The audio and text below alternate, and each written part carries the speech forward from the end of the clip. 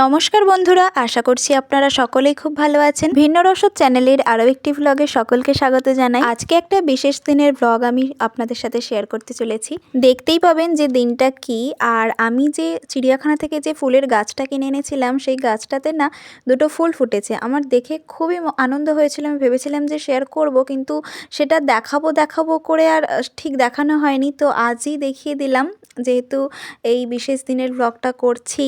তো আজকে আমার ভীষণ আনন্দ হচ্ছে আমার বান্ধবীদের সাথে দেখা হবে বলে।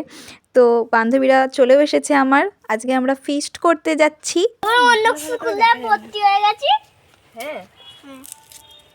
কি হচ্ছে আমাদের? বিরিয়ানি। কি বিরিয়ানিটা কি হবে? বিরিয়ানি ফিস্টি। হ্যাঁ, সেটা ভালো করে বলো। বিরিয়ানি ফিস্টি হবে আজকে। তো সমস্ত কিছু জোগাড় করে নিয়ে রান্নাঘরে চলে এসেছি।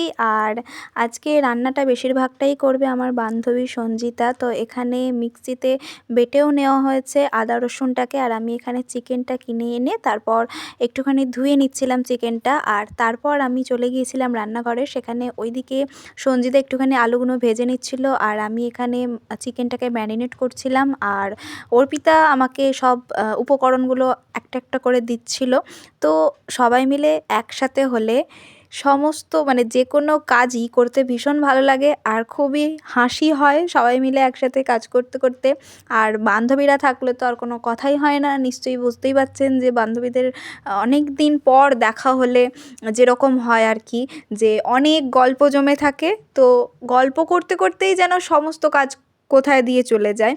তো ভীষণ আজকে একটা আনন্দ হচ্ছিল আমার।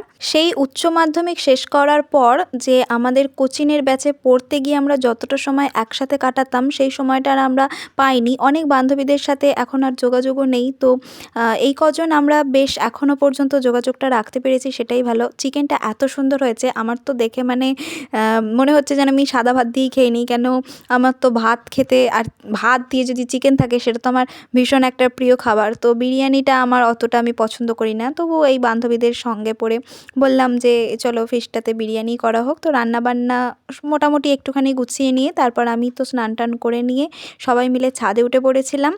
আর তারপর রান্নাবান্না হয়ে যাওয়ার পর আমরা ছাদেতেই খাওয়া দাওয়াটা সারলাম। ভীষণ ভালো লাগলো, আজকের দিনটাও খুব ভালো করে, খুব মজা করে কাটলো আমাদের। আর আমি পরিবেশন করতে একটু ভালোই বাসি, তাই জন্য পরিবেশনটা আমিই করে দিচ্ছিলাম। রান্নাটা আমি নাই বা করলাম, রান্নাটা বেশিরভাগটাই সঞ্জিতা করেছিল। আর বিরিয়ানিটা সত্যিই খুব ভালো খেতে হয়েছিল।